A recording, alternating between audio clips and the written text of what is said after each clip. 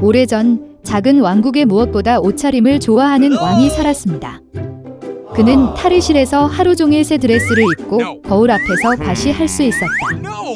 그래서 인생의 모든 경우에 그것이 극장에 가는 것이든 아침 식사든 상관없이 왕은 최고의 직물과 가운을 준비했습니다. 그러던 어느 날 2명의 사기꾼이 왕국에 도착했습니다. 수도의 거리에서 그들은 옷을 입는 것을 좋아하는 왕에 대해 들었습니다. 그리고 기만 자들의 마음속에 교활한 계획이 무르익었습니다. 그들은 아무것도 상상할 수 없는 멋진 천을 만들 수 있는 직공으로 자칭하기로 결정했습니다. 그리고 왕이 그들에게 확실히 주의를 기울일 수 있도록 사기꾼들은 그들의 직물이 마법의 속성을 가지고 있다는 소문을 퍼뜨렸습니다. 꿰뚫을 수 없을 정도로 어리석은 사람들에게는 완전히 보이지 않습니다. 군주는 자신의 왕국에 나타난 놀라운 직조공에 대해 들었을 때 매우 기뻤습니다. 결국 그는 왕실 고문과 주제 중 어느 것이 어리석은지를 이해할 기회를 가졌습니다. 다음 날 왕은 직공을 소환하여 금으로 샤워하고 마법의 천과 금실로 최고의 드레스를 꿰매라고 명령했습니다. 그런 다음 사기꾼들은 모든 귀중한 재료를 가져다가 금을 가져다가 일을 시작했습니다. 그들은 텅 빈 왕실 기계에 앉아 왕을 위해 마술 드레스를 꿰매는 척하기 시작했습니다. 이상한 직물에 대한 소문이 왕국 전역에 퍼졌고 모두가 그것을 보고 싶어 했습니다. 왕도 예외는 아니었습니다. 그는 정말 드레스를 보고 싶었지만 그가 멍청하고 단순히 천을 보지 못할까봐 두려웠습니다. 그래서 군주는 가장 현명하고 정직한 조언자를 그들에게 보내기로 결정했습니다. 옛고문이 작업장에 왔을 때 그는 사기꾼들이 빈 기계 뒤에서 어떻게 일하고 있는지 보았습니다. 그들은 존재하지 않는 드레스를 들어 올리고 보이지 않는 주름을 곧게 펴고 가짜 디자인을 칭찬했습니다. 그러자 그가 어리석은 것처럼 보일까 겁에 질린 상담원도 드레스를 본 척했습니다. 왕국으로 돌아와서 노인은 아무것도 보지 못했다는 것을 인정할 힘을 찾지 못했습니다. 따라서 그는 직물이 훌륭하다고 왕에게 보고했습니다. 목사는 고문을 따라 직공들에게 말했다. 그는 같은 방식으로 빈 기계를 바라보았고 그가 실제로 어리석고 자신의 자리에 합당하지 않다는 것을 두려워했습니다. 그래서 목사는 왕에게 돌아가 의원보다 훨씬 더 천을 칭찬했습니다. 마침내 왕은 호기심이 기계에서 제거될 때까지 감탄하기로 결정했습니다. 그는 예절의 전 직원들과 함께 직공들에게 왔습니다. 그러나 군주도 고문도 드레스를 보지 못했습니다. 그러나 그들 각자는 다른 사람들이 실제로 직물을 보고 있다고 상상하면서 의상에 감탄하기 시작했습니다. 결과에 만족한 왕은 교활한 기사의 십자가를 수여하고 그들에게 궁중직공의 칭호를 부여했습니다. 그리고 나서 새 옷을 입을 수 있는 날이 왔습니다. 악당 직공들은 자원에서 왕을 모았습니다. 그들은 통치자에게 존재하지 않는 바지를 입히고 캐미솔과 보이지 않는 카프탄을 입혔습니다. 그리고 그 과정을 본 모든 귀족들은 의상이 얼마나 아름답고 왕에게 어떻게 갔는지 말만 했습니다.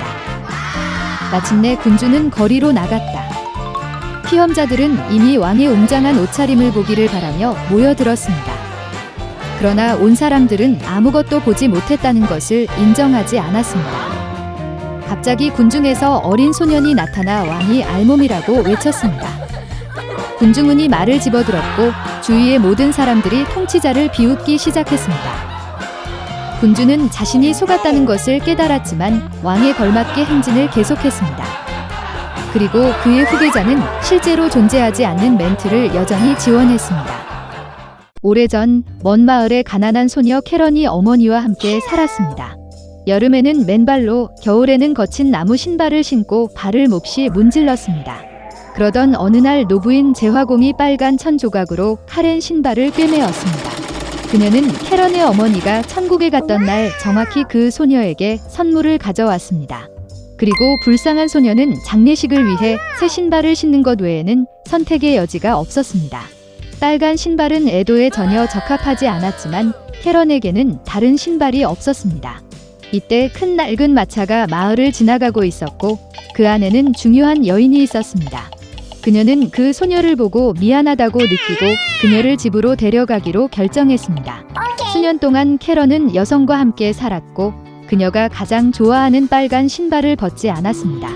그러나 소녀는 눈에 띄게 성장했으며 이제 새 신발을 구입할 때입니다. 그래서 그 부인은 캐런을 가게로 데려갔습니다. 그 여인은 이미 늙었기 때문에 올바른 신발 한 켤레를 볼 수 없었습니다. 그런 다음 그녀는 캐런에게 교회에 입을 가장 겸손한 검정색 신발을 선택하도록 요청했습니다. 하지만 가게 창문에는 새빨간 구두가 있었다. 그들은 한때 캐런을 위해 재화공이 만든 것과 똑같았습니다. 그래서 그 소녀는 그 여인에게 그녀가 가장 단순한 신발을 선택했다고 말했고 여주인은 기꺼이 그 돈을 지불했습니다. 일요일이 되자 할머니는 카렌에게 교회에 갈 준비를 하라고 명령했습니다. 여주인은 소녀에게 단정하고 절제된 옷을 입으라고 말했습니다.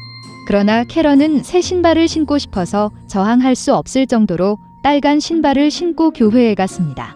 그리고 서비스에 있는 모든 사람들은 때때로 캐런의 발을 바라보았습니다. 저녁 식사 후 그 여인은 사람들에게 캐런이 빨간 구두를 신고 왔다는 사실을 알게 되었습니다. 그 부인은 부끄러움을 참을 수 없었고 일찍 집에 가기로 결정했습니다. 그러나 한 늙은 군인이 교회 문에서 그들을 기다리고 있었습니다. 그는 숙녀들에게 깊이 절을 하고 빨간 구두를 보고는 결코 전에 없었던 그들을 칭찬하기 시작했습니다. 카렌은 기뻐하며 춤을 췄습니다. 그리고 그녀의 다리는 마치 신발에 일종의 마법의 힘이 있는 것처럼 스스로 춤을 추기 시작했습니다. 소녀는 겁에 질려 신발을 벗고 싶었지만 꽉 조였습니다. 신발은 그녀의 발에 단단히 부착되었습니다. 그리고 캐런은 춤을 춰야 했습니다. 그녀는 비와 화창한 날씨에 들판과 초원을 가로질러 밤과 낮에 춤을 췄습니다. 그러던 어느 날 밤 그 소녀는 숲 가장자리에서 신을 발견했습니다. 어둡고 무서웠습니다. 갑자기 하얀 빛이 카렌을 멀게 했다. 긴 흰 가운을 입은 천사였습니다. 그의 어깨 뒤에는 땅으로 내려오는 커다란 날개가 있었다. 그는 그 소녀를 엄격하게 바라보며 그녀의 속임수, 자부심, 불순종 때문에 그녀가 미라처럼 시들어질 때까지 영원히 춤을 추겠다고 말했습니다. 캐런이 한마디도 하기 전에 신발이 그녀를 붙잡고 그녀를 이끌었습니다. 오랫동안 소녀의 신발은 덤불과 가시 덤불을 통해 돌 위에 신었습니다.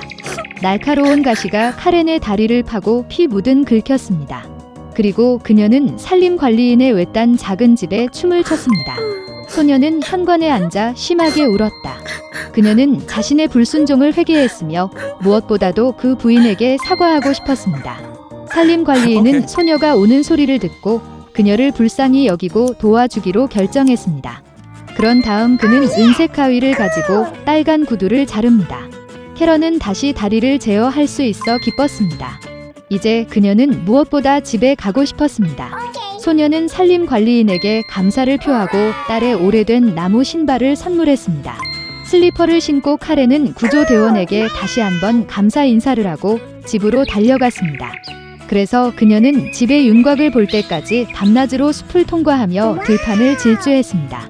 그런 다음 소녀는 마지막 힘을 모아 입구로 달려갔습니다. 그녀는 일주일 내내 그녀의 명명된 딸을 애도하던 슬픈 여인이 앉아있는 응접실로 달려갔다. 여주인 카렌을 보고 기쁨으로 빛났다. 소녀는 젖은 간호사의 품에 몸을 던지고 불순종에 대해 사과하기 시작했습니다. 물론 여주인은 카렌을 용서했고 소녀는 다시는 누구도 속이지 않겠다고 약속했습니다.